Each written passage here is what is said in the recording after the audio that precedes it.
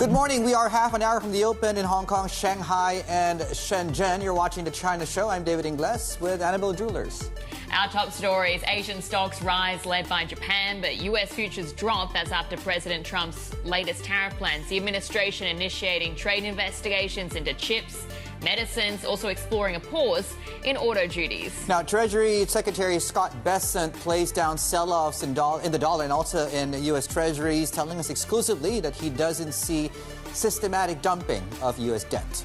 And Chinese President Xi Jinping urges Vietnam to oppose bullying, seeking to strengthen ties with Southeast Asia while fighting a trade war with the U.S.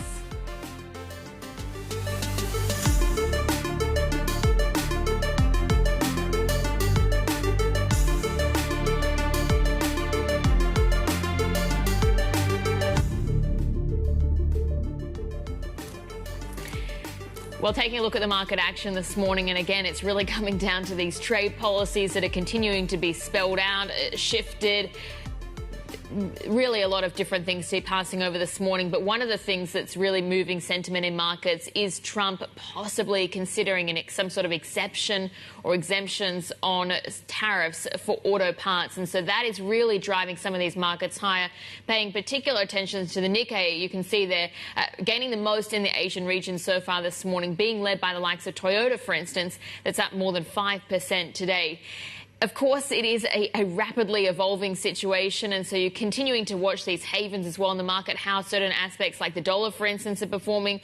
Japanese yen, we've actually seen a bit of a pushback this morning from the finance minister saying that if you do have big fluctuations in the Japanese currency, it is not good going into trade negotiations. So that's some of the big headlines in the session today. Shifting to what we've got in China overnight, because, of course, we had the Golden Dragon Index actually rising into the close more than 3%. But what has been an interesting sort of phenomenon is that you're continuing to see outflows from ETFs that are listed in the US that track Chinese assets. So a really interesting phenomenon when you contrast, of course, to the big buying that we've seen from the national team in mainland China in particular. So that's one of the other things we're tracking in the session. Also shifting on, because I mentioned those auto parts exemptions possibly that gave some relief to automakers. Another big tariff headline that dropped as well was President Trump initiating probes into chips and drugs, or pharmaceutical companies as well. Pharmaceutical industries looking to onshore or reshore some of those businesses as well. And that actually led to a bit of sentiment peeling back. We've seen US futures under pressure, but as well Chinese futures fairly steady right now, Dave. Yeah, we're looking at futures pointing down, really, I guess, as a function of this. Let's go this dynamic between A and H shares, right? So I think JP Morgan actually came up with an interesting note, and we'll talk about this with UBS later on. We've reverted back to the mean in terms of that discount or premium, depending on which way you're looking at it, between A and H shares. And I think the reason I bring that up is while you are probably going to get still maybe a 6-day of gains onshore, moderate gains, I'm looking at some of the pricing coming through right now in bid-ask for the likes of Tencent. 472 is what I see on my screens right now. So that's about $20 higher than yesterday. We're looking at Alibaba, for example, trading at about 120. We had a 108 handle into the close. BYD is now north of 400. But I'm expecting that to moderate a little bit. 376 is how we close. Effectively, what I'm saying is we're probably going to see a higher open in Hong Kong than we will see in mainland China. The other thing I want to point out as well is that we are still on rate cut watch. The swaps have always been indicating that. The Hong Kong dollar, too, is something we don't normally talk about. It's almost like breathing. You almost forget about it until it starts to make itself felt. And the HKMA is said to be ready to sell Hong Kong dollars if we do get the exchange rate hitting the stronger end of the band. And as you can see, we're very near that level. The nearest we've been in at least a year as far as the exchange rate goes. As far as data goes, we have perhaps March FDI numbers coming through. And we're still following, of course, the president as he makes his way, of course, from Vietnam to Malaysia today. But yeah, I think it's still about tariffs, I think. You think, yeah. Well, yeah. I think that's a pretty good guess, Dave, actually, because the Trump administration, as we said, has initiated trade investigations into chips, pharmaceutical imports as well, and that could lead to more duties being imposed. But let's get more details now with our senior editor, Derek Wallbank, with us this morning. So, Derek, from just from stepping back and taking a look at how this is being rolled out, it's very confusing why these duties were announced sort of broad-based, certain exemptions, but now it's just a lot of flip-flopping, essentially. Pharmaceuticals had been spared, semiconductors as well, but now they're really in the limelight this morning. Yeah, thanks, Annabelle. Look, the key thing I think to know for this is about the process. By doing the semiconductors in the process that the Trump administration is doing it, you're talking about an investigation process that takes place now that could stretch for as much as 270 days. That is a very long time at Trump speed to be considering what is going to happen. Now, this could certainly move a lot faster than that. You should watch for that to be a possibility. But think of this in the term of delay, right? We've had a lot of quick-fire announcements. This is going to be something that maybe is a little bit more considered. The other thing about that is that Trump has already said that he's open to having some amount of exceptions, right? We saw him talking about, I think the word was flexibility with regards some consumer electronics. And so certainly that would be something to watch if you're Apple or if you're another company that really makes consumer electronics that rely on semiconductor chips. So all of that, I think, is to say that this is a further down the line. And the other thing that's really important about this is that if you take these out of the China levies and you put this into the semiconductors levies, when you're sort of flipping between these two things in your mind, bear in mind the fact that the China levies stand at an aggregate 145% that Trump has put on so far in his second term. In contrast, most of the sectoral levies that his administration has been talking about are at 25%. And so we would still need to see where these semiconductor and related levies stand in, but that is potentially a very vast differentiation of 100+ percentage points. And so doing things in a different way, it seems like it's a little bit of a sort of technical arcana, but it really does matter in terms of both the levels of tariffs that get put in as well as when they actually get promulgated. Derek, okay, let's move on from chips and what we know on things like autos, for example, auto tariffs. We're seeing the likes of Toyota, for example, up 5%. What's also going on with pharma? What do we know about that? Yeah, well, look, this is another one of those things that Trump has been saying that he wants to do in a sectoral way, that he wants to bring production into the United States. At the same time, we're also seeing some of the same industry noises that we've been seeing on autos and on semiconductors. You really see companies moving in the same kind of lobbying tandem here, saying, yes, of course we want to do this. Of course we want to make more of our stuff in the United States, telling the Trump administration they broadly support the goals. But on the implementation, they couldn't possibly wear it right now. And could we please have an exception, please, Mr. President? That would be lovely. Thanks so much. And that's really kind of the playbook that we're seeing playing out here. We do see some pharmaceutical companies with projects already in the pipeline that were put together after Trump 1.0 that may start opening up in the middle of Trump 2.0. But that sort of stuff is months and months away. And so you're looking at all of these firms trying to find bridges there. So far, the Trump administration seems like it may be accommodating on that point. Derek, thank you. Derek Wallbank there, our senior editor in Singapore for us. Now, really just on the same story, we're looking at Chinese media right now and some of the headlines crossing and how this is really being covered and framed on the Chinese mainland. The Securities Times, we'll start there, is reporting on calls from economists to cut interest rates and really banks reserve ratio requirements. You had a survey conducted by the paper showing 8 out of the 10 respondents sharing that view, with the economy expected to come under pressure from tariffs. Now, many are also proposing further tax cuts, ultra-long bond issuance, and subsidies for low-income groups. Meanwhile, you have a majority of respondents expecting first quarter growth numbers, which should be out this week, of course, of at least 5%. Official figures will be released, get this, in about 24 hours from now. Yeah, and then the other big headline, of course, is President Xi's visit to Vietnam. That's actually the main focus of the People's Daily today as well. The paper has devoted its entire front page, plus 2 more pages, to photos and articles on the trip, where Xi's called for building a, quote, China-Vietnam community with a shared future. She also urged Vietnam to join China in opposing what he calls unilateral bullying. Our Chief North Asia correspondent, Stephen Ingles, is with us. And Steve, I mean, she is clearly seeing some sort of diplomatic opening here. And economic. Sure, go through it then. Yeah, so they had signed 45 deals.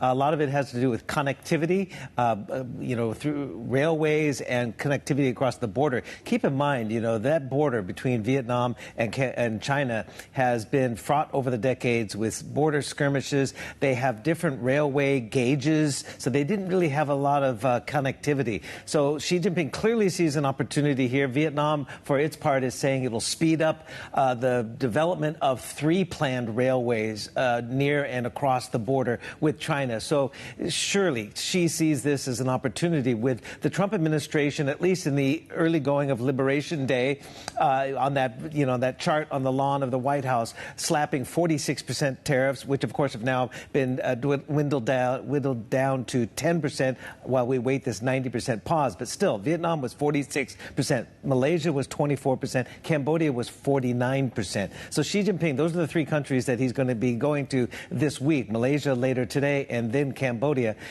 Sees an opportunity here to further Belt and Road diplomacy, railroad diplomacy, as it's been called. We know in Malaysia they're building the East Coast rail link that has been long delayed and also fraught with allegations of corruption. I won't go there now, but again, also in Indonesia, they're building a high-speed rail in Indonesia. So he sees this opportunity to kind of, as you said, get a coalition together of like-minded Asian nations to resist unilateral bullying from the United States. One thing that I'm interested in as well is the push that he's making is sort of to resist any sort of moves toward protectionism. But protectionism has been a sort of major feature of the Chinese economy. I mean, is there going to be any sort of pushback on Beijing's call? Well, sure. Not on the front page of the People's Daily. No, let's let's say the narrative is media. clearly being orchestrated from state media. So that's on the one hand, okay? But keep in mind, Vietnam, I talked about the border skirmishes. They have definitely diplomatic differences in the South China Sea. But Vietnam economy is so reliant on the Chinese economy and was a great beneficiary of the first Trump trade war because, again, China +1. You saw many, not just Chinese companies, but multinational companies, whether it's Foxconn as well as Luxshare Precision. They moved large operations from southern China across the border into large industrial parks in northern Vietnam, and they benefited of that. That's why the Trump administration is targeting that. So it's a tricky balancing act for the Vietnamese. They want to continue, and they're already engaging in talks, trying to engage in talks to mitigate the tariff damage from the United States. But at the same time, they're so reliant on raw materials and parts from the Chinese. So it'll be very interesting to see what kind of diplomatic deliverables Xi Jinping is going to get in addition to those 45 deals. Malaysia is a similar thing as Vietnam. Cambodia, that's the safest harbor that Xi Jinping will be going to. There's massive codependence on the economy there. Cambodia has welcomed Chinese investment, whether it's the new international airport in Phnom Penh. Also, they're building this large canal to link the main waterway of the Mekong down south to the Gulf of Thailand to bypass ports in Vietnam. Chinese are building that as well. So that's going to be the last stop. That's a friendly, safe harbor. Steve, thank you so much. Stephen Ingles, our North Asia correspondent there on what to watch. And certainly when Vietnam opens up this time in the next hour, we'll see any market reaction there. And of course, to the extent we'll see tangible deals, 45, of course, but was the president signed in his trip to Vietnam. Right, just ahead here on the China Show. So we'll be speaking with the chief economist at Huatai Securities. Well, we're talking AI, and I think the 2 things that are coming together, right? This massive re-rating we've had in Chinese markets late Jan and Feb. Has anything that's happened in the last 2 weeks offset or reversed that narrative materially? So we'll put those 2 things together. Eva Yi joins us in about 15 or so minutes from now. Counting down to the open of trade, also around 15 minutes away. We are set for a strong rally, looking at current pricing that could change in the next few minutes. But as things stand, we're looking at some decent gains in the Hong Kong markets. 15 minutes away. You're watching The China Show. Good morning.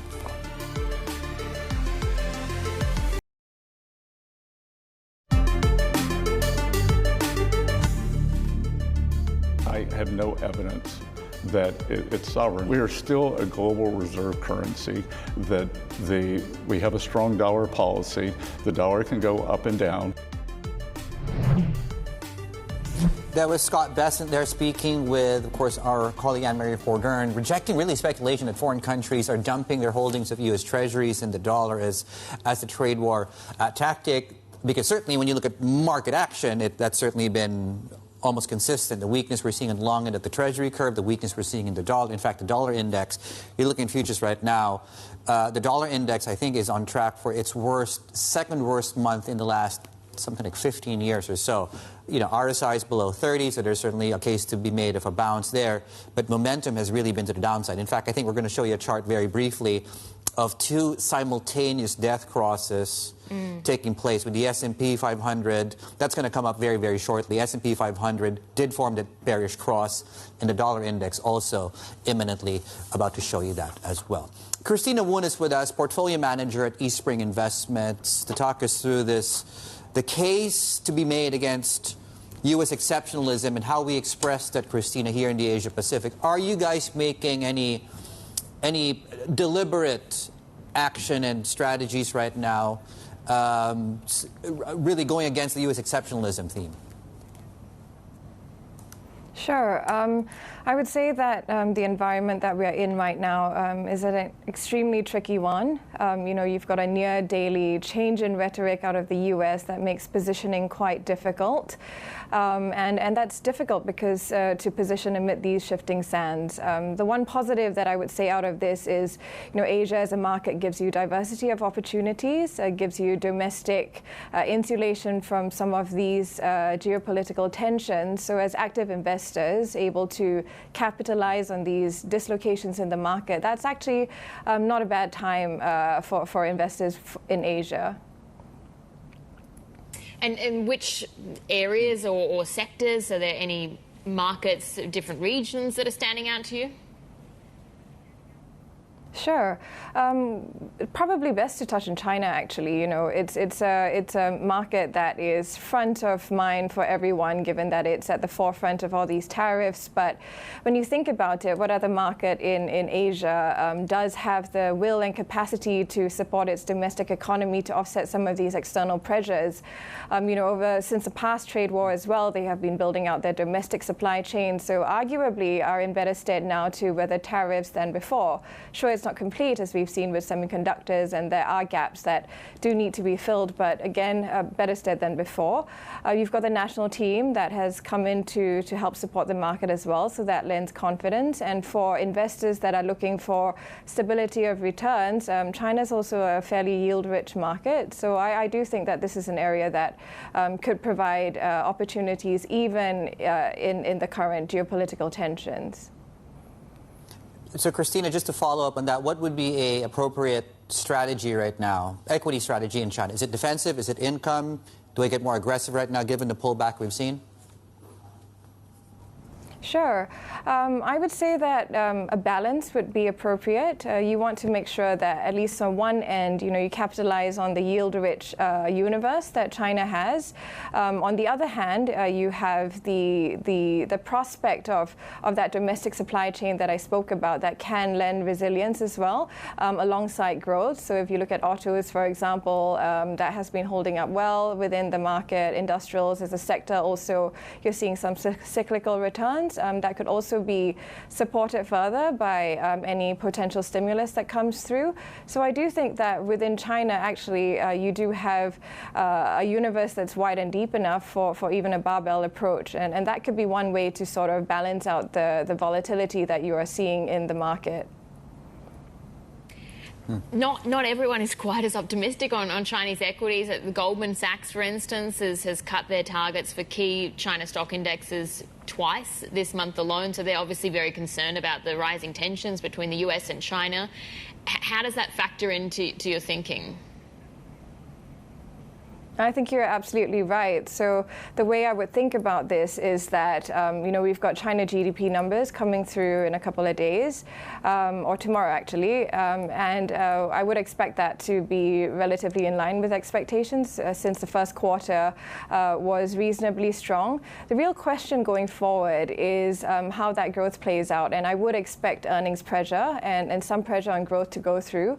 The way that I would frame it, though, is on a relative basis, within a deep universe like China, can we as active investors find the opportunities that can buck that trend? And that's really the perspective that I would come from a fundamental bottom-up perspective, because I would argue that's where you actually see the opportunities for both income as well as growth. Yeah, so Christina, I guess to the extent you can, and if you could be as specific as you can, but I don't want to get you into trouble. So what do you own in China right now, or what are you looking to add, and what are you looking for in terms of triggers?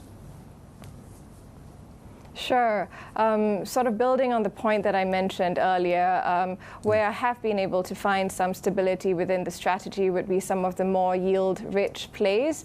You can find that within financials, you can find that within staples, and even some industrials as well, which you wouldn't typically think are yield-rich plays, but that also gives you some cyclical recovery. And then on the other hand, I do think that in order to make sure that you're not overly defensive in a market that could also swing the other way, we are positive on other sectors like autos or even within some of the internet names that do provide a bit of growth as well. So these would be sort of how positioning would play out for us in a barbell strategy. Christina, thank you so much. Have a great rest of your week ahead. Yeah, and yep, GDP's coming out tomorrow, so I think we're going to keep busy here. Christina Woon, Portfolio Manager, Eastspring Investments there. Right, as we were talking about there, Christina, looking at income options, but not being too defensive, and I think that the iteration of that is really, I think one of it is really in tech, and as you can see, the pre-markets are suggesting quite a nice gain. Going into the Tuesday open today, it's not just this. While futures, as you can see, are pointing down, this divergence we highlighted at the top of the show. BYD is also called higher. There we go, 4.5%, $400 is within striking distance now on BYD. Plenty more ahead. This is Bloomberg.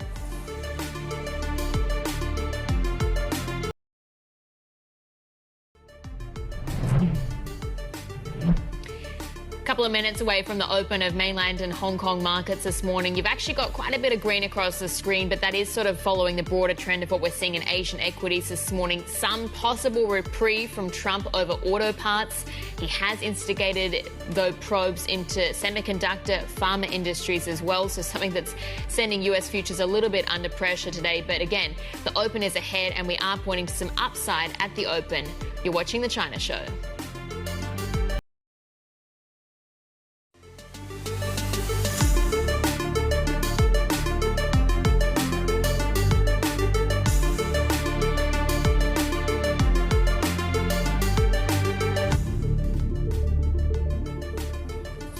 Good morning and welcome back to shows 40 seconds to the open. You know what? It seems uncharacteristically quiet right now. I'm looking at my Bloomberg terminal and the headlines, the major headlines in the last, let's call it 30 minutes, let's call it 1 hour. There's really nothing on tariffs so far and nothing substantial. So I think we're getting that break we needed. I think you're getting a little bit too used to the pace of news flow. This is probably just reverting back to the mean, I would say. Nothing that's extraordinary, but I am taking a look at trading volumes as well, and actually they are a little bit thinner today in the session. But certainly, I mean, that A8 share premium is going to be something to watch, because actually that looks to be flipping a little bit at the open as well. Excuse me, the A and 8 shares, to Belle's point, right, the premium actually shrank to about a 5-year low. Recently it bounced back up, so it reverted back to the mean. And I think it's a really good conversation to have really with Tommy Fang, who joins us in about an hour from now, of course, UBS head of Chinese equities, and how they're positioned right now in this Chinese market. So after 5 days of modest gains onshore, we're looking at an open which is slightly on the weaker side of things. CATL, though, if you don't see that clearly, that's bottom row, the second stock from the left. out with earnings. Net income is out by about a third, 33%. We'll unpack that further a bit later on. The open in Hong Kong, though, so if you like nice round numbers, today's the day for you, right? So 21.5 on the Hang Seng Index. 5,000, we hit that yesterday on the Hang Seng Tech, and as you can see, we're maintaining that currently. Hang Seng China Index is, very nice. There we go. As I was speaking, 8,000 now on the Hang Seng China Index. So we're now looking at a day 6 as far as gains go. Nice broad sweep of gains across your big tech from Tencent to Alibaba, but it's worth pointing out as well that these aren't to the extent we had a few minutes ago. So we're seeing a little bit of coming off a little bit some of those highs right now. Right now, okay, a few things to note here. So you have BYD, of course, which was certainly a very, very big mover recently, and certainly a stock that people have been watching given all the changes from analyst ratings coming through as well. I think the latest was Morgan Stanley, an upgrade this week on that as well. HKX had a very good day yesterday. We're seeing a bear back a little bit as far as that is concerned. We're looking at some of the luxury-related stocks like Prada because of the LVMH and that sales miss, at least relative to expectations, and that's really playing out as far as Prada is concerned. And Will Semi is, speaking of earnings, an earnings play. That comes out with earnings later today. Right, now back to the macro front, central bank watch. So as far as Hong Kong goes, we simply import, of course, what the Fed does. But we do have some wiggle room as far as when we do get to a certain point, we have to defend the peg. And we are nearing the strong end of the peg. The HKMA said it is ready to sell local currency if we do get to that strong end of the curve. What we're also waiting for as well is the PBOC and any move on interest rates. We've been waiting for that. We've heard from state media. We're in that window, arguably, for more easing to happen. Financial News, which is state-backed, of course, out of the PBOC, did say that is one of the options on the table right now. Well, do we get that this week? When do we get easing, aggressive easing coming through out of Chinese officials? Joining us now is Eva Yi to help us answer that question, Chief Economist at Huatai Securities. Eva, good morning, and thank you for joining us. It's been a while since we last spoke. I was wondering if we could start there. Market has been waiting for action coming out of monetary officials. We haven't gotten it so far. Do you think we'll see aggressive action in the coming days? If I have to guess, if there's any action, I don't think it will be aggressive action because, to be honest, we haven't seen aggressive action across the globe either because the tariff piece has been so flippant right now. It changes every day. So even the Fed has conveyed a message that we need to watch for hard data rather than just follow the news headlines. Sometimes it swings intraday. So in China's case, I think China is preempting some slowdown in export growth and preparing to stimulate the economy if needed. But as we can see that fiscal has been the focus, and in terms of demand consumption has been the focus, not so much monetary, especially considering the concerns of the narrowing interest rate margin of the banks. So I do think monetary policy will loosen at some point, but that's neither the focus, not the most urgent matter at this point. I feel like the Fed shares the same view as well. I think expectation is what's important in the U.S. as well as what's important in China coming out of fiscal.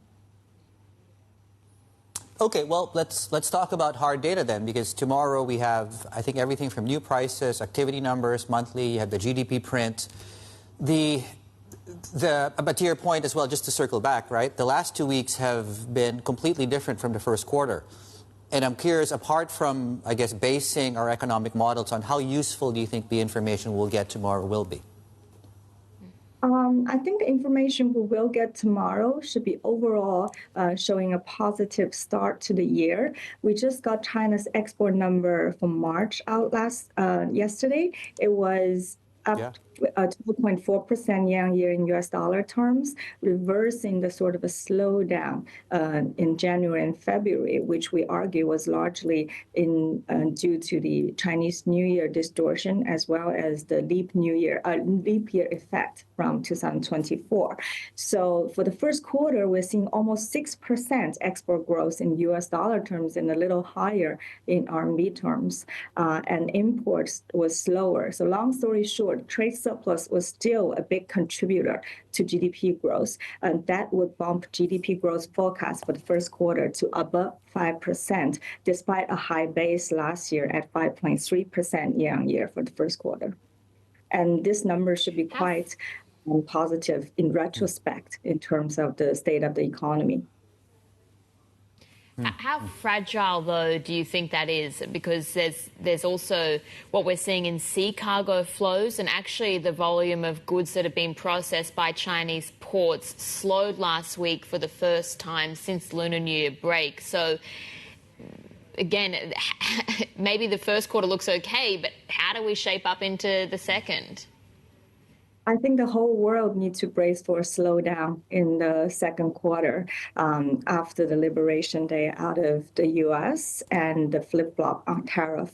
But we ended where tariff is much higher globally than before, and a lot higher in China, especially versus the beginning of the year and last year. So I think the whole world is braced for slowdown and potential hiccups in the supply chain, because global supply chain has been specializing and sort of fine-tuning for the past few decades. And now, all of a sudden, we might see a sharp decline, I think the magnitude of maybe even 2/3 in some instances for the trade flow. If we look at the economic models for in terms of the increase of cost versus for non-demand driven increase of cost versus the elasticity of volume, it indicates that with a tariff increase magnitude of 125%, if it comes through, although there is 1 quarter of exemption of all China exports at this point, but if the 125 on the rest comes through, we do see a very sharp decline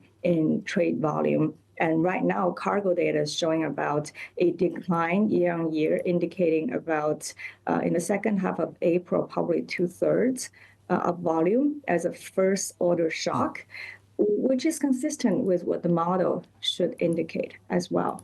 And globally, I think in manufacturing, PMI is slowing, consumer confidence in US and Europe is also declining, bracing for this much higher tariff in the coming quarters. So against that backdrop, it's of course a very interesting week for President Xi in China, who's doing a tour of Southeast Asia and encouraging countries like Vietnam, for instance, to join China in opposing this so-called unilateral bullying. He's heading to Malaysia, for instance, but can Xi really afford this trade war when you have that fragility in the economic system? And does he need to be doing things to minimize the impact of it on the Chinese economy? I think the answer to both has to be yes.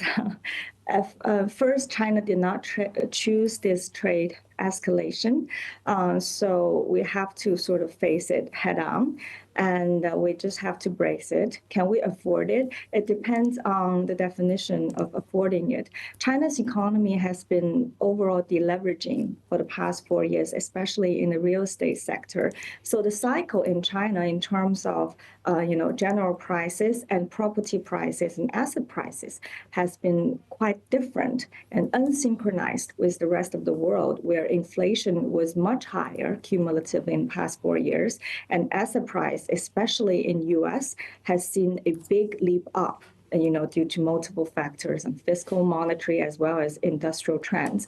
So China is at a cycle where before this new round of tariff was in the process or last stretch of basically bottoming out on the property sector, as well as getting rid of the capacity overhang, which in March's MPC has been one of the policy emphasis for this year.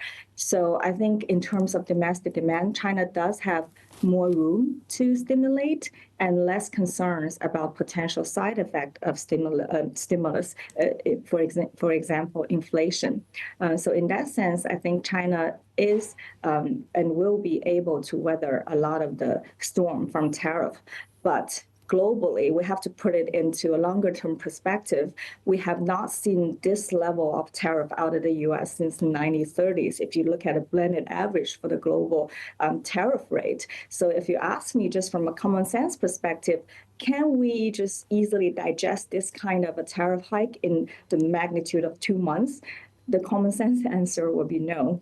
So we will see hiccups. We will see sudden stops in trade flows. We will see butterfly effects in both the merchandise market and the financial market, both in China and abroad. But I do think China has been deleveraging, and it has been, there's no excess in the economy, and there is more room to for policy to maneuver. And in terms of if China can just, stimulate its way out of this tariff shock, I do think there's more policy tools available this time. And if you look at China versus sorry, go on. Oh, yeah, no, Eva, I was about to say, because you mentioned policy tools now, what's your assessment of those other stories? If it wasn't for tariffs, we'd be talking about the housing market recovery. Where do you think that is? We'd be talking about DeepSeek and this sort of unleashing of new private capex. Where do you think that story is? And are those two stories enough to offset some of the derating we've seen in the last 2 weeks? I think they're enough to offset them on a relative basis.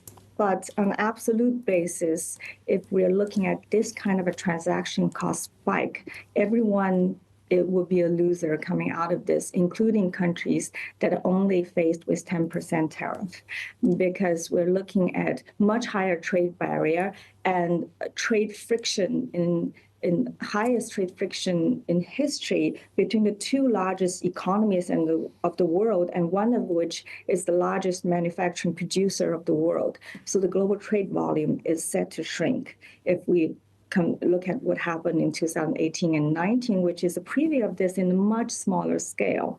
So I do think there is more to be. We need to be respectful of that potential shock. But from China's perspective, prior to this, in the housing market, for example, we're seeing transaction volume recovering. If you look at first-hand and second-hand market combined for 2 quarters up to end of March.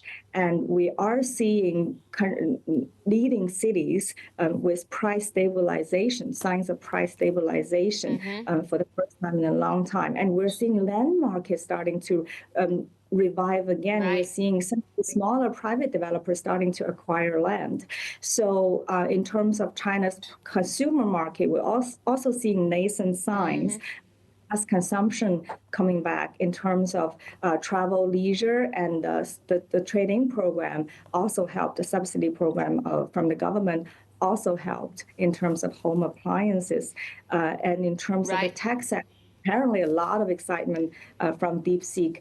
That is still unfolding, although it was the trend, or it was interrupted a little bit when people take their gains off the table with the tariff uncertainty, which was completely understandable.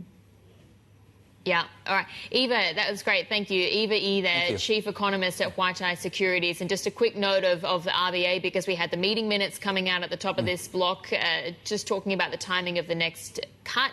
They're saying it's going to be pretty impossible to tell that right now, but May could be an opportune time. And you are just seeing a bit of strength into the Aussie against the greenback. Yeah, it's got to be May. Trading debut in Hong Kong. Duality Bio. I was slightly off tone as well, not slightly. Okay, 110% to the ups, 124%. Okay, live TV, folks. Massive trading debut, soaring trading debut here in Hong Kong. We're coming from a price tag of, get this, 94. So good first day at school. Plenty more ahead. This is Bloomberg.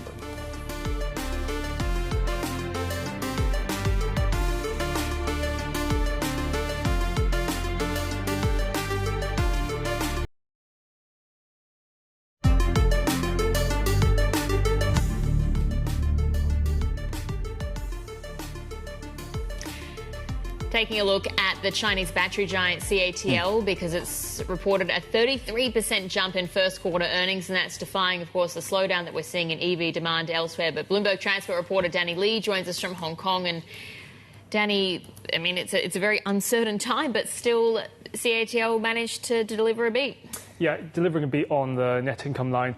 Revenue, though, did miss, and it's consistently missed or underperformed on that part. But again, reflective of the past around tougher competition in battery prices, and so therefore, and especially with overseas, the fact that there is a slowdown in growth for EVs and therefore higher margins that you normally extract from overseas, it's not getting them at the moment, but it's still delivering on the net income line is a pretty good story, and you see the stock up as a result.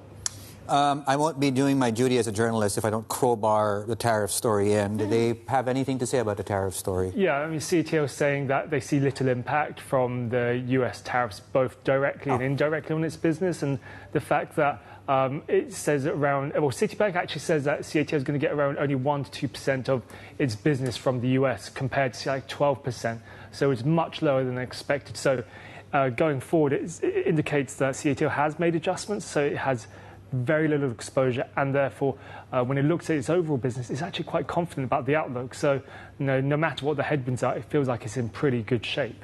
Yeah, there we go. There's a fantastic wrap, as Danny was alluding to there. There's a fantastic wrap of analysts and what they're saying about the earnings and the tariff story, and to the point Danny was making there on Citi from Jack Shang, of course, coming through there, as far as what likely will be the impact or the non-impact on the company. Danny Lee, thank you so much, our transport reporter there. Now, speaking of, U.S. Treasury Secretary Scott Bessent is hitting back after China's finance ministry called President Trump's 145% tariffs on the country a joke. In an exclusive interview, Bessent told us that there could be a decoupling between the world's two largest economies. He also says, this intro is quite long, he is committed to getting trade deals done with several other countries in the United States. Anyway, let's hear from the Treasury Secretary now. I think now that we have the China tariffs in place, that they are going to want to have some protection from Chinese goods flooding their markets. That China's business model is like from that Disney movie where the brooms are carrying the buckets. Like they're not going to stop manufacturing because the U.S. has a tariff wall up, so those goods are going to go somewhere. Where do you think they're going to dump? Well, I think it depends on the good. Well, we have exemptions now, though, for electronics, so we still expect electronics to come into the United States with the smaller tariff rate, the fentanyl, 20%. But you were asking where are they going to dump. I think it will depend on what is the good. Higher value-added manufacturing goods, likely in Europe, Canada, in the G7, and then kind of more of the baubles and knickknacks in the global South. China's Commerce Ministry came out when the tariff rates were going above 100% and called it, quote, a joke. Has there been negotiations on any level between Beijing and Washington right now? Well, look, it'll come from the top. President Trump, Chairman Xi have a very good relationship. And I wouldn't say that these are not a joke. I mean, these are big numbers. I think no one thinks they're sustainable, wants them to remain here. But it's far from a joke. Well, they just say that the rate is so high, it's become a joke. Basically, does it just stop trade between Washington and Beijing altogether? Do you see a decoupling of these two economies? Well, maybe the trade minister has a different sense of humor I do, but I don't see anything funny about it. Do you see a decoupling, though, between Washington and Beijing? There doesn't have to be. There could be. There's a big deal to be done at some point, but look, what is different with China that is different in the history of trade, that normally, if you go back to the big trade deals or the currency deals in the 80s, the Plaza Accord, the Louvre Accord, the Reagan auto deals, our leading economic competitors were our military allies. China is both our biggest economic competitor and our biggest military rival. So that's going to require a special kind of formula. Are you teasing out a Mar-a-Lago Accord that we should be paying attention for in the future?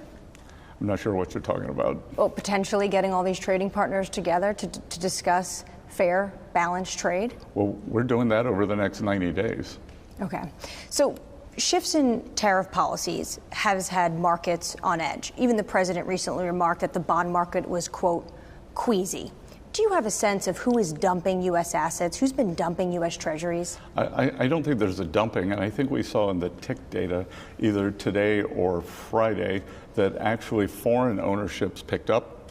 We had 3 big auctions last week, and on the longer end auction, 10-year, 30-year, we saw increased foreign competition. So I actually think this is one of those occasional VAR shocks that you get in the trading community. I think a lot of people got very leveraged, maybe out over their skis, and then you combine that with some real money selling, and you get these moves. So you don't think it's sovereigns, potentially it's hedge funds unwinding? I have no evidence that it's sovereigns. That was the U.S. Treasury Secretary Scott Bessent speaking exclusively with Bloomberg's Anne-Marie Hordern in Buenos Aires, and we'll have plenty more ahead. This is Bloomberg.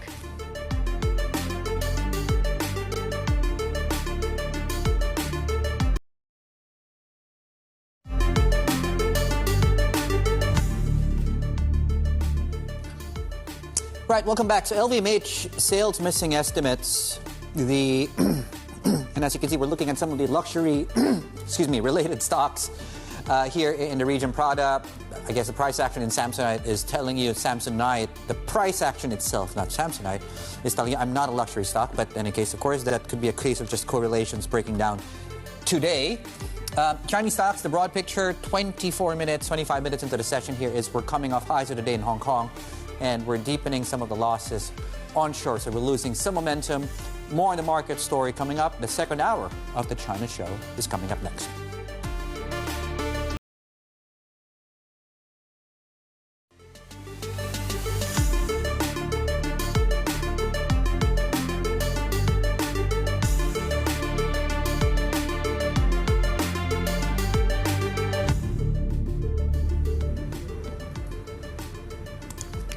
Taking a look at a live shot of Hong Kong this morning and also how the Hang Seng is faring. We're actually flat, so there was a bit of a bounce at the open. Seems like we've given up and losing a little bit of steam here, but broadly the sentiment in Asia has been positive at least, but there's certainly a lot of tariff flip-flopping that's going on as well. Yeah, and that's forcing, I'm going to crowbar this headline coming through. That's forcing economists to rethink projections they had as recently as 2 weeks ago.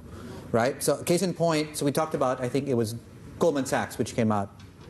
On the MSCI China target. On MSCI, but which bank? Anyway, I could be forgetting that. But now UBS is now coming out. It is Goldman Sachs. Okay, by the way, Goldman Sachs on the day, actually, that their economists came on the show, a few hours after that, they downgraded growth. Yes. Yeah. It's now UBS, and wow, what a projection they're attaching to this.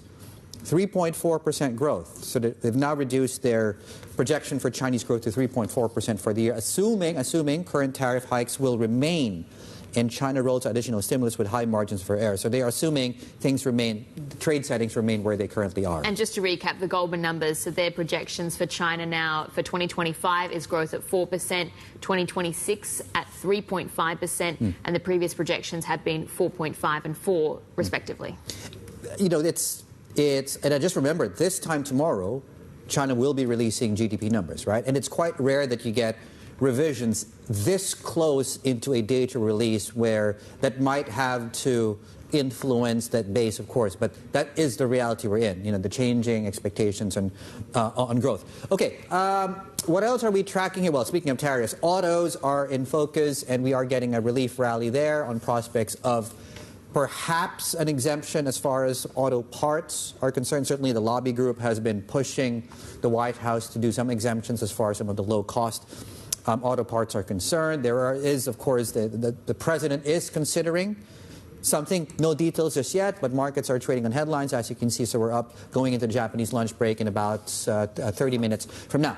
The other big macro story, too, that is I guess to some extent reversing, but certainly not reversing completely, not even close to that, is this melt-up in long-dated yields. So as far as the U.S. goes, we're pulling back a little bit from 4.8. We're pulling back on the Aussie 30-year bond.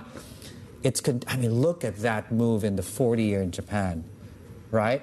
So we're now at 3.32%. I believe the JGBs right now are set for the worst, long-dated JGBs. We have a Bloomberg index of that. The worst month since at least 2013. Our data only goes back to 2013, that index, but I would imagine it could go back even more.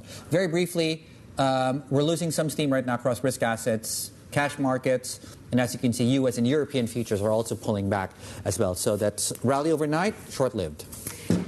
Well, I guess it's just, again, going back to the tariff story and the amount of flip-flopping. I think that there was a positive. On the one hand, you had President Trump floating this temporary reprieve for auto parts. So that, I mean, as you said, we're seeing the car makers that are rising today. But the big negative has been this initiation of investigations into chip and pharmaceutical sectors as well, and that prospect that we see further tariffs. And parts of the world, like Europe, for instance, are particularly exposed in the pharma industry as well. You know, it's rare that you get a big macro story that has just really tangible cross-asset components, right? So there's an equity conversation to be had. We're going into earnings season, and you're getting the likes of Citi and Morgan Stanley revising their forecasts for EPS growth there. We're also still trying to figure out, as far as the macro is concerned, what's going on at the long end. Is that a rush for liquidity? Is it a repricing of risk? Is that simply a JGB story? Because it's certainly not simply a JGB story, right? And I think, in fact, just on that very note, we had this exclusive conversation with Scott Bessent, and one of the things we asked him was what he thinks about the sell-down in the dollar and what he makes of the sell-off that we're seeing in U.S. Treasuries. Let's listen in, guys. I have no evidence that it's sovereign. We are still a global reserve currency, that we have a strong dollar policy. The dollar can go up and down. Let's bring in Chidu Narayanan, head of APAC macro strategy at Wells Fargo. Thanks very much for joining us this morning. And we can start off there with what we just heard from Scott Bessent. Not concerned around this prospect that the dollar is losing its safe haven status. Not concerned about this moves that we're seeing in treasuries either. But what do you make of it? Good morning, and thanks for having me. It has been quite a couple of weeks, hasn't it? The dollar has lost a lot of strength in the last, say, 10 days or so. But we think that in the near term, it is probably bound a quick rebound before it starts to depreciate again through the course of the second half of the year, probably into 2026 as well. So the reasons why we think the dollar potentially could be bouncing back is we're worried about a liquidity premium. There could be a tightening of liquidity. There could be a risk premium that's attached here. And also added to that, you could be having front-loading of imports that we're already potentially seeing. We're seeing exports to the U.S. from Asia starting to pick back up as well. It did end of last year. It's starting to do that in pockets in March for this year. With the tariff pause, you could be seeing a front-loading of that as well. That combined with potential stresses in repo market and cross-currency markets and basis markets, all of that could lead to a spike in the dollar, very near term. But that said, we think second half of the year, 2026, is a structural dollar weakness story. There's a lot of drivers that markets have discussed, which we subscribe to as well. The difference, though, is that dollar against EM and dollar against the risk havens is going to be a diversion. So you would see, say, the dollar generally softer against the yen, the euro, the Swissy, but dollar CNH we think is on an uptrend. Dollar Asia we think is an uptrend. Asia, high beta, trade dependent, all of these effects could be potentially losing out in the near term. That sounds like more a DXY story than it is a BBDXY, I think, when you look at that. So give us a number in DXY. How low do we get this year on the dollar index against DMs? Right. So near term, we think we could be seeing a 3-4% spike. Possibly even higher. Okay. But then towards the end of the year, you get back to current levels, maybe even lower than current levels. Okay. So for the year, probably slightly lower than where we are right now. And into 2026, even more downside. And you're just taking a look there at something that's forming. We've already got the death cross for the S&P, but the dollar is also, speaking of the DXY, also nearing that same territory. What do you think then about dollar weakness and how that sort of offsets what we're seeing in the Chinese yuan as well? Right. So the way we see China responding to this is one of the theses since the end of last year, beginning of this year, is that tariffs from the US is probably a done deal. It's certainly sticky. The extent of it, who is the target? How much do they go? For how long do they go? Those were variables. But would tariffs be a thing for this year? Certainly so. And we also were fairly convinced that tariffs against China would be very sticky because the cross currents and the undercurrents between US and China go way beyond tariffs. It's not just on trade. It's not just on the bilateral trade surplus or deficit that they're running. It's beyond that, which then meant that tariffs against China was probably very sticky. We also think now that the response from China is going to be potentially aggressive on trade and non-trade policy, but very cautious, very measured in the FX policy. We still see the dollar CNH higher, but we think it's going to be a grind up rather than a straight line spike up. So we think probably dollar CNH heading towards 750 or even higher through to the end of the year, but it's not going to be a tomorrow story. It's going to be a Q3, Q4, gradual grind up rather than a spike up controlled by the PBOC. That's important because when you look specifically, and this is specific to the equity market, it seems that domestic investors specifically are more sanguine about tariffs, for example. But you're saying the risk premium that the market is attaching to China and tariffs right now might not be appropriate, that risk premium might need to be placed for longer on Chinese assets, generally speaking. I think risk premium across the board, not just in China, but across the board okay. is still on the lower side. It has gone up substantially since it's still on the lower side right now. We think that it needs to be, again, the question is how sticky are tariffs and how long does it last? Right. If you're going to be going with the assumption that 10% is the base case, then probably it's fair. But we think that most of Asia at least would look at tariffs as 10% as the floor with more risk of upside on tariffs, which then means that you would need to be pricing in more. We're still talking about potential tariffs on semiconductors. We're talking about potential tariffs on pharmaceutical exports, both of which are key exports for Asia. And we also don't think that there is a specific level that the PBOC is looking at for dollar CNH. They will let it grind up. What they will be looking to do is to prevent an unruly depreciation. The last thing they want is market panic. And if dollar CNH glides up slowly, they're completely fine with it, we think.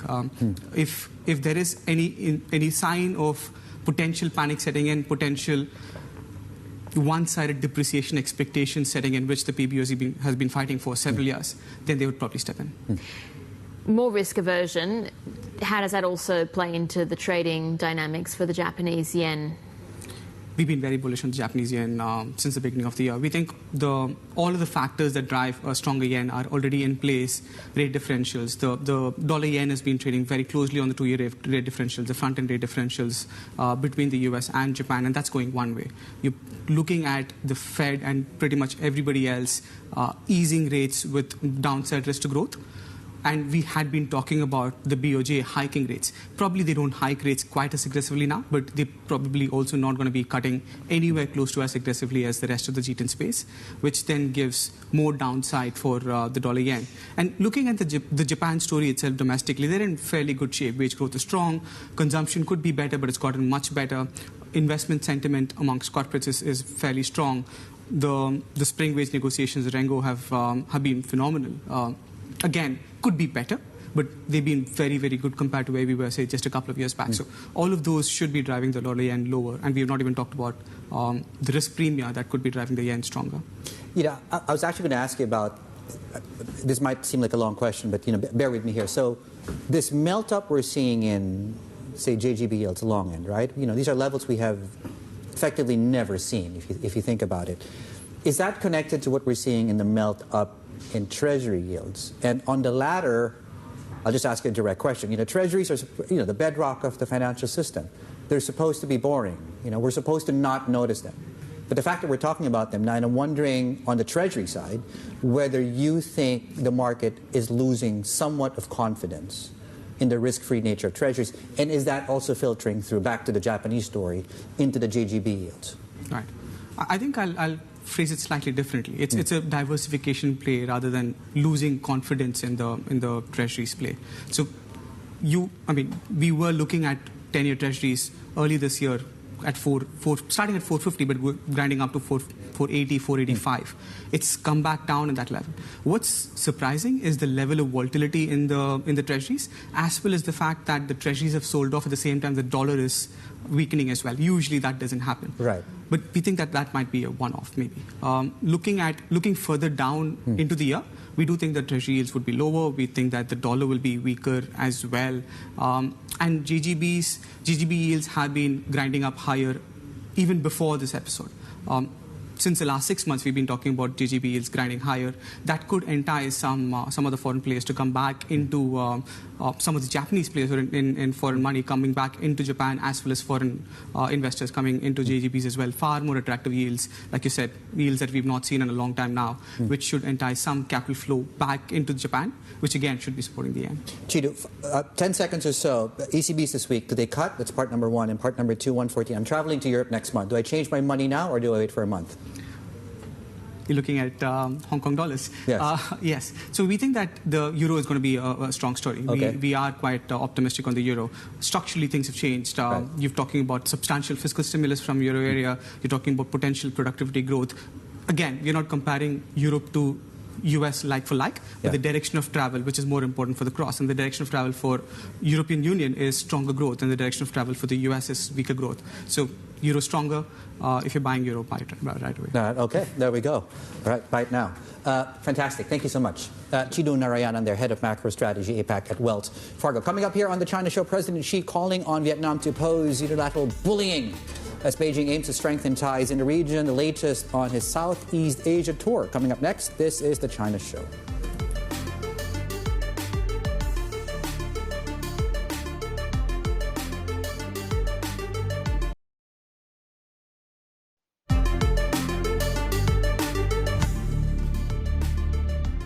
China is the only country that actually implemented its retaliation and set it on this course.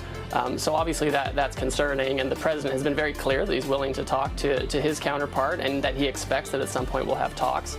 We're not there yet, but that's his expectation, and I share that expectation.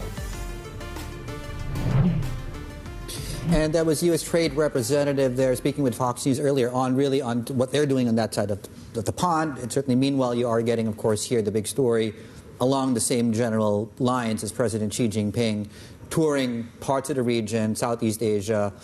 He was in Vietnam. He's going from Vietnam to Malaysia. Today he had 45 deals being signed there, and we're trying to extrapolate what sort of agreements and conversations he'll be having once he then goes to Malaysia and then on to Cambodia. To get us updated on his trip, Stephen Engel, our Chief North Asia correspondent, is here with us in our studios to talk us through the big takeaways from Vietnam and what we need to look ahead to as far as Malaysia and Cambodia are concerned. Sure. So obviously Xi Jinping wants to create this narrative that China is a open economy and is a champion of free and fair trade and multilateralism, not unilateralism. And that's why he uses the words, again, unilateral bullying. He basically told Vietnam, the leadership, the head of the Communist Party, as well as the Prime Minister, that China's mega market is always open to Vietnam. Well, China and Vietnam have not always had the greatest relationship. They've had a number of border skirmishes over the years.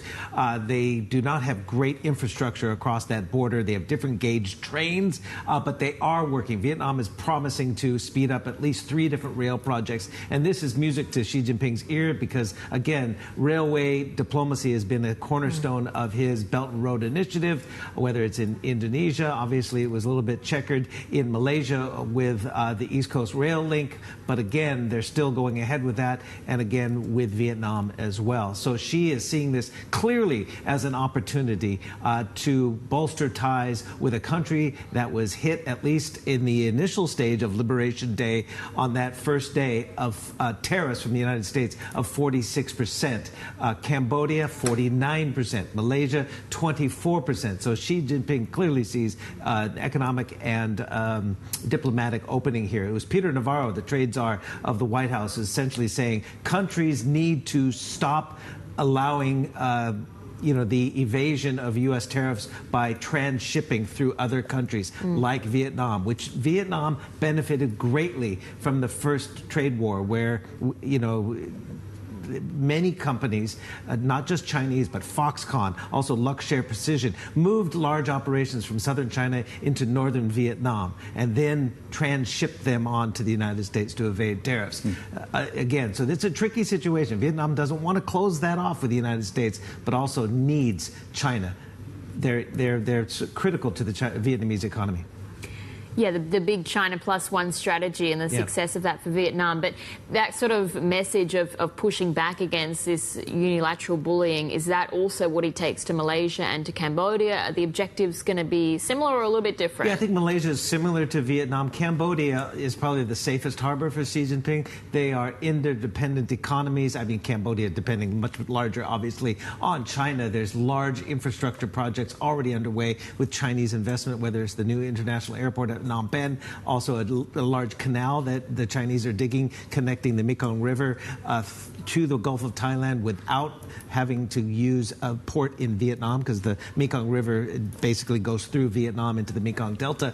They're diverting away from that so that Cambodia can have a commercially viable waterway. So Malaysia, a little bit different. Anwar Ibrahim has been to Beijing a number of times. They have been building up a good relationship, but still, I was surprised at the numbers. In 2024, Malaysia actually exported more in dollar terms to the United States than to China.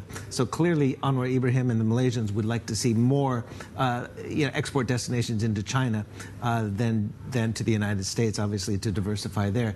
But again, I think it's going to be an investment-led agenda for Xi Jinping, just solidifying that support among three key countries in Southeast Asia that have been targeted by the Trump administration. David, earlier you asked me about Thailand.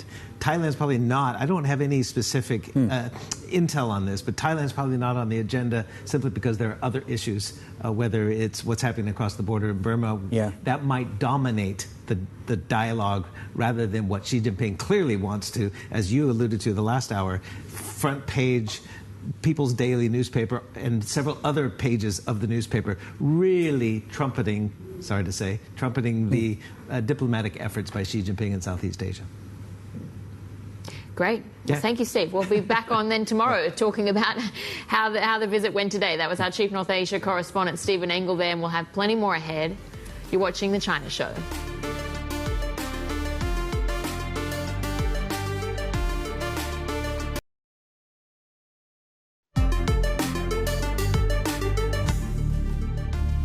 Markets will likely continue to be volatile until we have further clarity.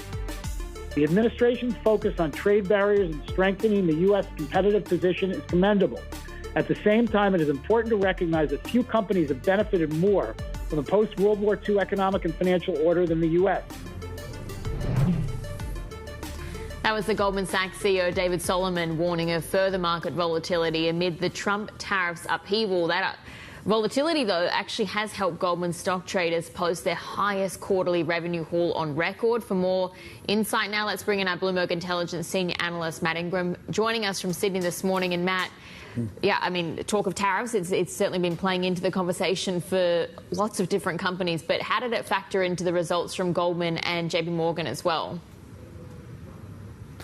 Yeah, g'day, Annabelle. Look, it's an interesting sort of dichotomy. On the one hand, the investment banks are all downgrading earnings across the street.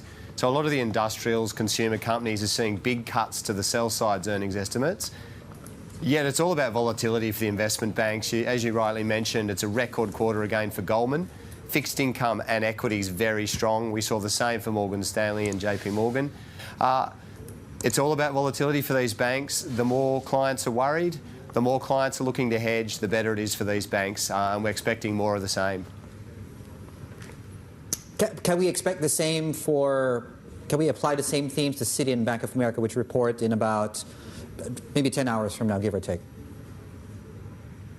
David, it's a good question. There's a few other things at play for those two. Yes, very strong trading activity expected. But they've got big balance sheets to play with as well. And given the big cuts we've seen to the Fed rate, that's going to start impacting their lending books.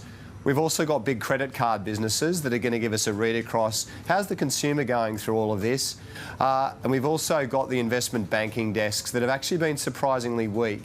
We spoke last time about how the banks are cutting headcount in their IB teams. We're just not seeing the investment banking revenues come through.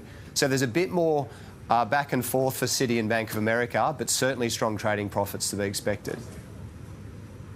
What about the M&A pipeline? It sort of had been heating up, but how are deals looking now post all these tariff news?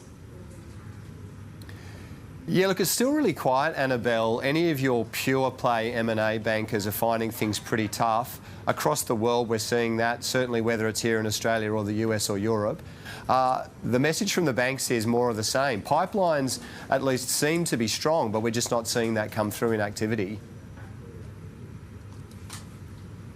Matt, thank you. Matt Ingram there, our Bloomberg Intelligence senior analyst, live for us out of Sydney. Right, just very, very quickly, just a group of stocks that we're tracking right now, mostly seeing, no pun intended, some gains right now, not across the board. Some weight loss related names here. In case you missed the news, of course, out of Pfizer and its setback out of the company. Pfizer will continue to commit to the fields, including via M&A. That setback, of course, could spur deal making by Pfizer. Investors, of course, betting that setback could usher in perhaps a further conversation there. Anyway, the Japanese close into the lunch break is coming up next, plus more. This is Bloomberg.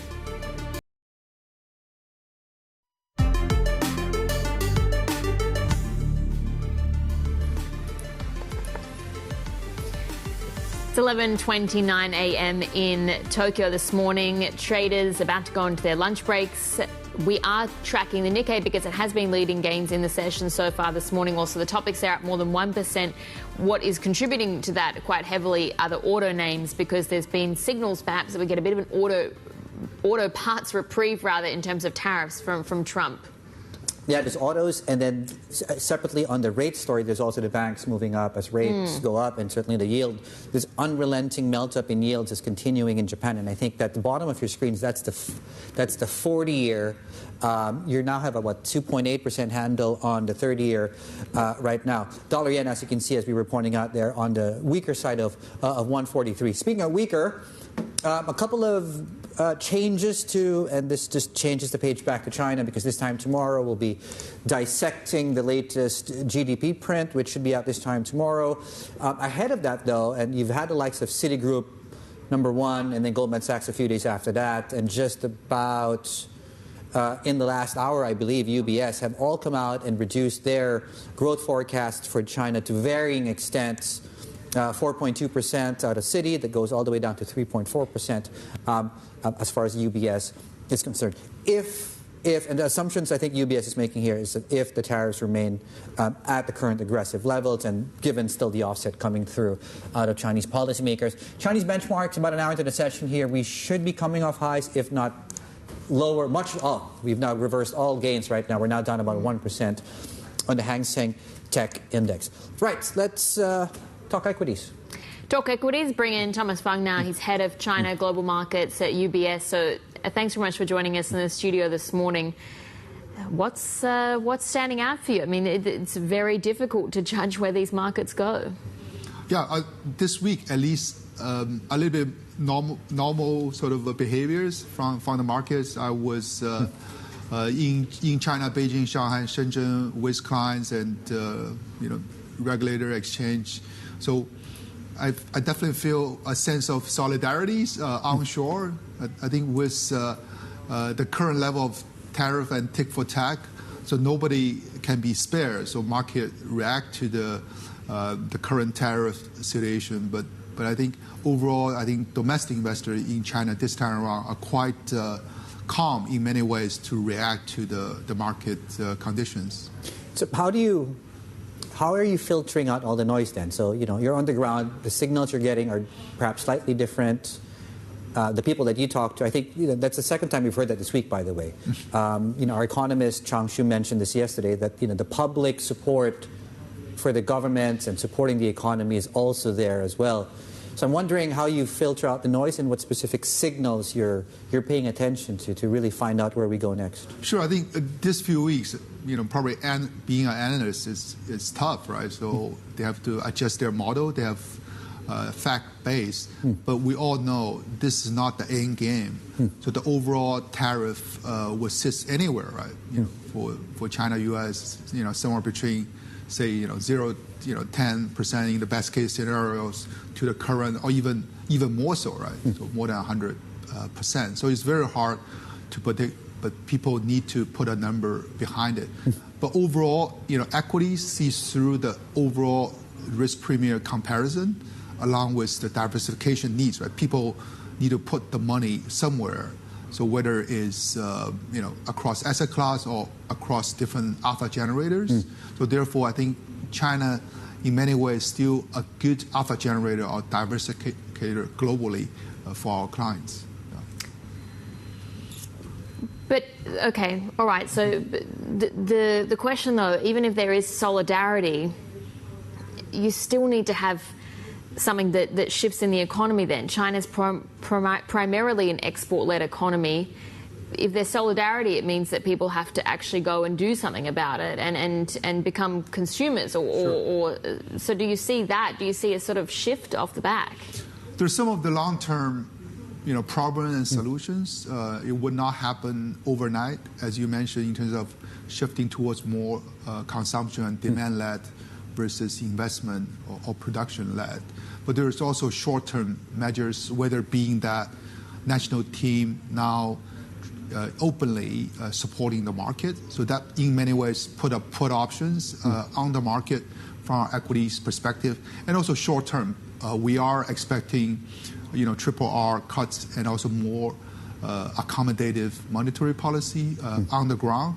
And also we're expecting, and we have been advising the government to put in more physical measures just to put the money into the mid-income or lower income household, right, to stimulate that consumptions. So all of those, we are definitely looking forward to more measures coming from onshore. That's a good that's good insight. Tell us about that. How are those conversations with regulators? It's been, so for me in my role, primarily meeting the financial regulators, they are laser focused and in many ways, I wouldn't say well prepared. They are prepared for the worst case scenario like today's, and the regulator are very keen to listen to our feedback. What are the global investors' key concerns? What can they do to help? And also, what are the asks from us, right? So for us, UBS, so we have asked to getting more license, putting a little bit more capital to grow. So they're very openly discussed, even for our clients, whether it's the quant fund managers or market makers. They have asked to access better into the onshore markets, given the volatility and demand for liquidities, and the onshore regulator are favorably addressing those asks. I think we're 23 hours away from the GDP release tomorrow. I'm just counting down there too. The reason I bring that up is I know you guys have an overweight on Chinese equities. How do you sell that when you have one of the lowest? Your economists have one of the lowest projections on growth this year. Just help us square that circle. Sure. Yeah. I think our house view, has been conservative with the base case of, 60% tariff, which is above. That is conservative. Yeah, where it was, right? So we had 4, and then given the current tariff situation as of today is worse than 60%, so we adjusted downward accordingly. But at the same time, for equity market, we are looking at the future earnings and also better risk reward from an investment and a diversification perspective. For China equities, continue to be more than 10% cheaper than the emerging market stock from our valuation basis. Right. Broadly, there are sectors being affected by tariff, but at the same time, other sectors, whether it's self-reliance, consumer staple, and all of those, right, will in many ways benefit from the tariff situation. So overall, we are concerned about the overall economic growth, but at the same time, forward-looking, we have an overweight for China equities. You mentioned that you're looking at, in the conversations with regulators, looking at ways that you can further expand the presence in mainland China. Does that mean you're looking at also adding headcount there as well? What are the plans? So for us, normally it would be either technology investment or headcount investment, and many ways both. So we have been cautious for the past 2 years, given a little bit more from the overall macro headwinds. So we definitely see from the introduction of DeepSeek and the president meeting the private sector leaders, the sentiment has changed dramatically in many ways post the last September, what I call whatever it takes moment, right? So we have been selectively looking at growing different parts of our business, probably both from assistant investment and also a little bit of headcount. one of the things that's changed as well, I think, to the point you're making, we had a guest yesterday that talked about this, incoming CEO at Huatai Securities, Hao Hong. One of the areas of the business he's looking to build, because of the predictability around the support that's coming through. There's a lot of approvals coming through now of listings here in Hong Kong. And I think that, you have CATL, which is one of the big things. So I'm curious, from a sort of equity strategy perspective, is it offshore over onshore? Is it onshore over offshore, A over H? What's the best tactical opportunity right now you're telling your clients? But overall, we view China onshore market, given the current environment, sort of more defensive, where Hong Kong market is a lot more open to the global dynamics. Right. But having said that, Hong Kong is also have a cheaper valuation even than the China A-share, and with a little bit more open to IPO pipelines, and also some of the ADR going home and all those opportunities. But overall, so we both from China equities in Hong Kong and in China, we're relatively more bullish, so therefore we have an overweight. But from a defensive point of view, China A should probably be more defensive. Right. So we see defensive, that's more the income plays, financials on the onshore market. And self-reliance. Self-reliance and everything else. The biggest risk to the market right now. So what is something that you think the media worries over too much, we worry about too much, and what is an actual thing that you think we should be paying attention to? Well, obviously, tariff is on the top of everyone's agenda. But I think, David, as you alluded to, so at this point where the fear factor is dominating the market in general, I think the biggest risk is people sort of losing sight and the panic. Whereas I think for sophisticated investor looking at a little bit longer term, overall, U.S. still, having a very robust economy. China is coming from that macro headwinds to grow. Overall, I think it is still the time to stay invested, despite the volatility ahead of us, right? So diversification, stay invested, will be my suggestion to my clients. Tommy, thank you so much for taking the time. I know you're busy, you've been traveling all over the place, so thank you for coming in to the studio to speak with us. Tommy Fang there, head of China Global Markets at UBS there. Right, Scott Bessent, we spoke to him exclusively, of course. Our colleague Anne-Marie Hordern had a fantastic, wide-ranging conversation there. So the Treasury Secretary actually hit back after China's Finance Ministry called President Trump's 145% tariff a joke. In this exclusive interview, Bessent told us that there could be a decoupling between the world's two largest economies. I think now that we have the China tariffs in place, that they are going to want to have some protection from Chinese goods flooding their markets. That China's business model is like from that Disney movie where the brooms are carrying the buckets. Like they're not going to stop manufacturing because the U.S. has a tariff wall up, so those goods are going to go somewhere. Where do you think they're going to dump? Well, I think it depends on the good. Well, we have exemptions now, though, for electronics, so we still expect electronics to come into the United States with the smaller tariff rate, the fentanyl, 20%. But you were asking where are they going to dump. I think it will depend on what is the good. Higher value-added manufacturing goods, likely in Europe, Canada, in the G7, and then kind of more of the baubles and knickknacks in the global South. China's Commerce Ministry came out when the tariff rates were going above 100% and called it, quote, a joke. Has there been negotiations on any level between Beijing and Washington right now? Well, look, it'll come from the top. President Trump, Chairman Xi have a very good relationship. And I wouldn't say that these are not a joke. I mean, these are big numbers. I think no one thinks they're sustainable, wants them to remain here. But it's far from a joke. Well, they just say that the rate is so high, it's become a joke. Basically, does it just stop trade between Washington and Beijing altogether? Do you see a decoupling of these two economies? Well, maybe the trade minister has a different sense of humor I do, but I don't see anything funny about it. Do you see a decoupling, though, between Washington and Beijing? There doesn't have to be. There could be. There's a big deal to be done at some point, but look, what is different with China that is different in the history of trade, that normally, if you go back to the big trade deals or the currency deals in the 80s, the Plaza Accord, the Louvre Accord, the Reagan auto deals, our leading economic competitors were our military allies. China is both our biggest economic competitor and our biggest military rival. So that's going to require a special kind of formula. Are you teasing out a Mar-a-Lago Accord that we should be paying attention for in the future? I'm not sure what you're talking about. Well, potentially getting all these trading partners together to discuss fair, balanced trade? Well, we're doing that over the next 90 days.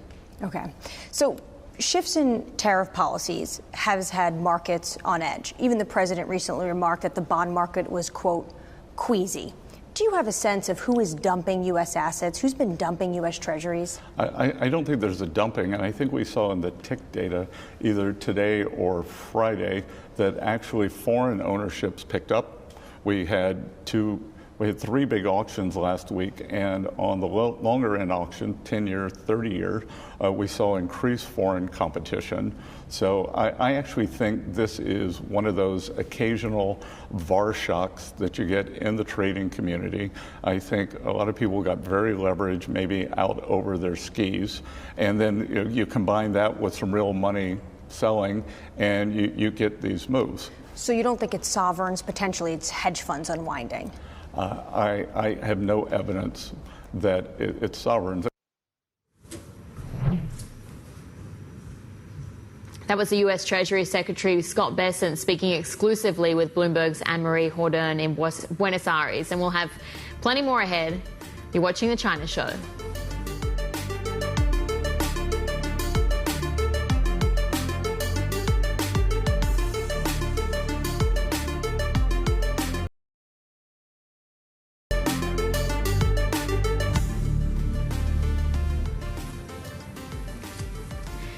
Some of the tech stories that we're following this morning, and NVIDIA says it's planning to produce up to $500 billion worth of AI infrastructure in the US over the next 4 years.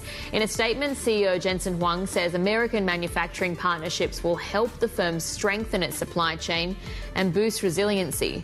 Production of NVIDIA's latest generation AI chip, Blackwell, has already begun at TSMC's new plant in Arizona.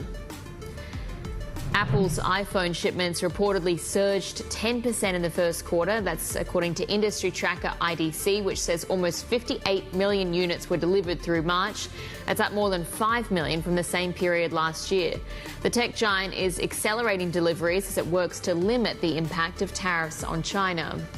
And Apple also says it will begin analysing data on customers' devices in a bid to improve its struggling artificial intelligence platform. The company says it will use actual emails to cross-check with the synthetic data used to train its AI model. In a bid to ally privacy concerns, the company says user data will remain on customers' devices. Now, more on the Trump trade wars. Bloomberg Opinion columnist Catherine Thorbeck thinks that the sudden 90-day pause in the so-called reciprocal tariffs is only stoking more uncertainty that really makes it difficult for the tech industry to simply go about normal business. She joins us now from Tokyo. Catherine, thank you so much, and fantastic column here. Well, let's start with the premise. How will these recent escalations then reshape how people need to be not just thinking about, but putting aside money to invest in changing their supply chains across the region? Right. So we've seen reports of some short-term winners, whether that's, Vietnam or India. But I think the reality is this environment has made it just impossible for business leaders to do any sort of long-term planning. Over the weekend, we saw some exemptions announced for electronics from China, some tariff exemptions announced, and then Trump and U.S. officials came out and said that nobody's getting off the hook and these tariff exemptions won't be permanent. So I think when it comes to making really investment decisions or hiring decisions, business leaders are just, this uncertainty has just caused so much chaos, and it's just really impossible to do any sort of long-term planning. But I think one reality is that, these supply chains in Asia took years, if not decades, to build up. And I think that, sort of recreating those supply chains in the U.S., if that's Trump's goal, will take a lot longer than 4 years, his term.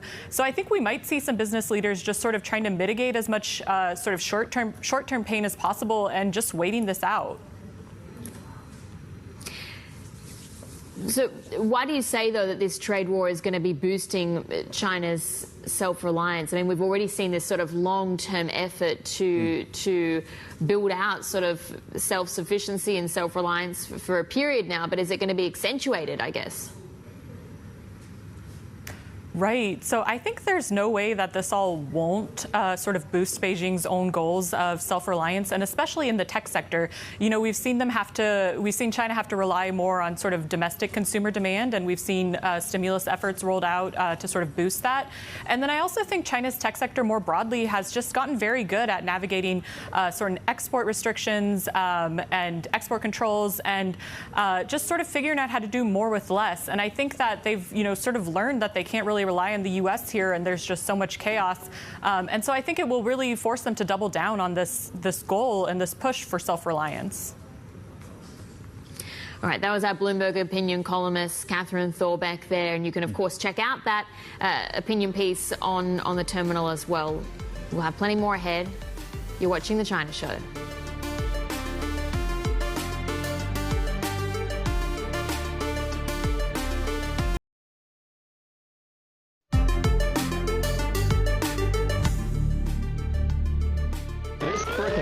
At Hermes Boutique will cost you $38,000 USD.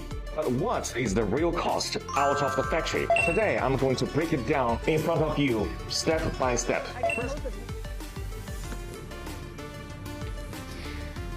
These have been some of the most watched and very visible videos online over the past few days as well. If you're a TikTok user, if you're on Instagram as well, people are talking about these starting to appear, but they're essentially these buyers or these videos that they purport to show people that are in factories or different supplies possibly. Again, none of this is really confirmed, so it's sort of, you don't get a lot of transparency, I guess. But what they're doing is taking items and then breaking down the cost of those items to essentially say that there's a huge inflation that's just based on the Western brand value alone, or the French brand value, because that first video we saw was an Hermes bag, for instance, the Birkin, and saying if you actually broke down all the different components, you're only talking about several $100s, just over $1,000, for instance, versus paying, say, $38,000 US in store.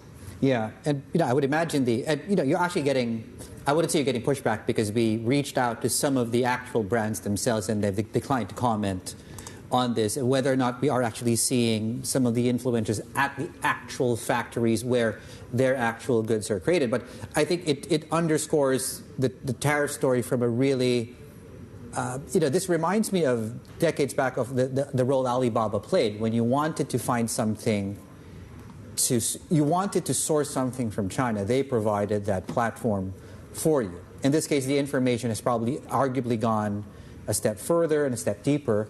And I think the point that Cameron Johnson was making yesterday, it's, the rules of the game have changed. This is the democratization of information on if you're a buyer in Western markets and you want to be able to understand how much it actually costs for your Jordans or your Lululemon varied amount of goods that they do, you're actually getting them at very, very cheap. The cost to make them is actually, the margins you get from these companies is actually quite substantial. Which I think we knew to an extent, of course, that you're always going to have that markup. But I think what's been interesting is just the sheer volume of posts that we've been seeing. And it's hard to miss them. Yes. And that kind of questions, is this sort of any sort of calculated attempt? Certainly, it's just another signal of that pushback that we see from China against these tariffs from President Trump. Yeah, they're reaching out directly to the consumers who are affected themselves.